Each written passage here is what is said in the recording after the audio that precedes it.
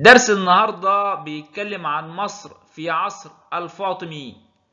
في البداية لازم تكون عارف إن كان في صراع بين الدولة العباسية والدولة الفاطمية. فبيقول لك إن مصر كانت حلم للفاطميين منذ اللحظة الأولى. طب ده ليه؟ قال لك علشان حاجتين مهمين جدا لتكوين دولتهم. تاني حاجة تحقيق هدفهم في السيطرة على مناطق نفوذ الدولة العباسية، خاصة فين؟ في الشام والحجاز. استيلاء الفاطميين على مصر. الفاطميين أرسلوا 3 حملات، ولكن كلها فشلت بسبب تصدي القادة العباسيين. قال لك بعد وفاة كافور الإخشيدي عانت مصر من الضعف والتدهور، فانتهز الخليفة الفاطمي اللي كان اسمه المعز لدين الله، وأرسل قائده جوهر الصقلي، فخرج بجيشه من مدينة القيروان ووصل إلى الإسكندرية ودخلها سلما. دارت المفاوضات الصلح بين جوهر الصقلي والمصريين بعد أن طلبوا الأمان. في النهاية سقطت الدولة الإخشيدية، وسقط معها تبعية مصر للخلافة العباسية، وأصبحت مصر ولاية تابعة للدولة الفاطمية. مراحل الدولة الفاطمية في مصر. أول حاجة عندك مرحلة التأسيس والاستقرار، بتشمل فترة حكم القائد جوهر الصقلي اللي حكم مصر نحو 3 سنوات نائبا عن مين؟ عن الخليفة المعز لدين الله الفاطمي. بنى مدينة القاهرة لتكون مقر الحكم للفاطميين وعاصمة للدولة الجديدة. يبقى القائد جوهر الصقلي حكم مصر نحو 3 سنوات نائبا عن الخليفة المعز لدين الله الفاطمي.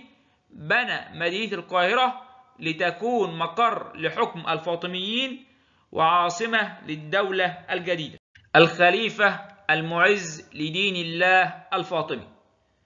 قال لك بعد ما اتأكد من استقرار الخلافة الفاطمية في مصر وانقطاع تبعيتها عن الخلافة العباسية انتقل إليه.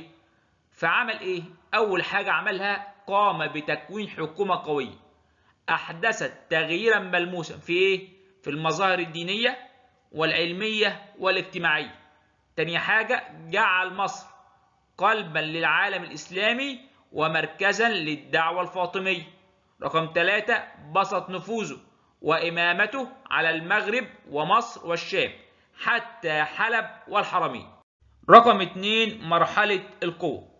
طب ليه سميت بمرحلة القوة؟ لأن توالى على حكم مصر بعد الخليفة المعز لدين الله عدد من الخلفاء الفاطميين اللي تميز عصرهم بالقوة واستقرار الدولة والاستقرار السياسي. أول خليفة الخليفة العزيز بالله.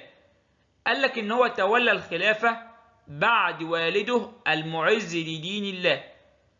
في أوائل عهده نجح في هزيمة القرامطة. مين هم القرامطة؟ قال لك دولة كانت بتحارب الخلافة الفاطمية، واهتم بالشام وشؤونها، وحارب البيزنطيين في حلب. قال لك كمان ازدهر في عهده حركة الإنشاء والتعمير، فأنشأ قصر الذهب، جامع الأرافة اللي هو جامع الأولياء بالقاهرة، وقصور عين شمس. الخليفة الحاكم بأمر الله. تولى الخلافة بعد والده العزيز بالله وكان صغير السن. طب ايه المشكلة؟ قال لك كانت شخصيته غريبة بتجمع بين الشجاعة والجبن واللين والشدة. على الرغم من دوت عمل على إقرار الأمن والقضاء على الفوضى. طب ازاي؟ قال لك هنا يظهر بقى مين؟ دور المرأة في الدولة الفاطمية، شقيقة الخليفة الحاكم بأمر الله اللي كانت اسمها ست الملك، اللي كانت تتدخل في شؤون الحكم. ليه؟ بسبب شخصية الحاكم بأمر الله. الخليفة المستنصر بالله. تولى الخلافة بعد أبيه الظاهر لإعزاز دين الله، وكان لم يتجاوز ال7 سنوات. طب مين اللي هيتولى مسؤولية الدولة؟ قال لك والدة الخليفة المستنصر بالله السيدة رزق. طب ايه هي أهم أعماله؟ قال لك أول حاجة مد نفوذ دولته إلى بلاد الشام والحجاز وصقلية بجانب شمال أفريقيا. يبقى مد حدود الدولة الفاطمية إلى 3 قارات: بلاد الشام والحجاز اللي هي قارة آسيا، صقلية اللي هي قارة أوروبا، بجانب شمال أفريقيا اللي هي قارة أفريقيا. تاني حاجة استمال القائد العباسي أرسلان البساسيري. يعني إيه استمال القائد العباسي؟ خلاه تابع ليه حتى أقام له الخطبة، كان بيدعي له على المنابر في بغداد لمدة عام كامل. ولما جاء السلاجقة أعادوا للخلافة العباسية هيبتها مرة أخرى. في أواخر عهده حصلت أزمة اقتصادية نتيجة إيه؟ انخفاض منسوب مياه نهر النيل، عرفت بالشدة المستنصرية، وانتشرت المجاعة بالبلاد واصطحبها الأوبئة كالطاعون. فاستعان الخليفة المستنصر بالله ببدر الجمالي اللي كان والي عكا. يبقى في أواخر عهده عانت البلاد من أزمة اقتصادية طاحنة عرفت بإيه؟ بالشدة المستنصرية. آخر حاجة مرحلة الضعف، ويبدأ من عهد الخليفة المستعلي بالله. وقال لك إن الضعف دوت كان لعدة أسباب. أول حاجة ضعف الخلفاء وتسلط الوزراء. ضعف الخلفاء ظهر بعد عهد المستنصر بالله بسبب الشدة المستنصرية اللي استعان فيها بالوزير بدر الجمالي، وبدأت مرحلة سيطرة الوزراء على الحكم. فأدى إلى إيه؟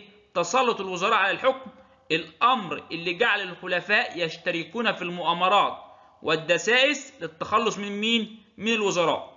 تاني حاجة تصارع الوزراء على كرسي الوزارة، وكان أشهر الأمثلة صراع الوزيرين شاور وضرغام. يبقى تصارع الوزراء على كرسي الوزارة، وكان أشهر الأمثلة صراع الوزيرين شاور وضرغام. تاني حاجة من أسباب ضعف وسقوط الدولة الفاطمية استعانة الوزراء بالقوى الخارجية. احنا قلنا ان كان في صراع بين الوزيرين شاور وضرغام.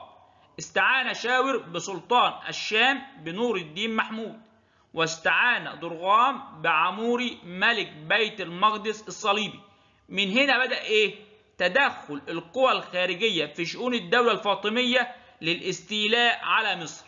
يبقى استعان شاور بنور الدين محمود اللي كان سلطان الشام وحلب، واستعان ضرغام بعموري ملك بيت المقدس الصليبي. رقم 3 محاولات الصليبيين للقضاء على الدولة الفاطمية.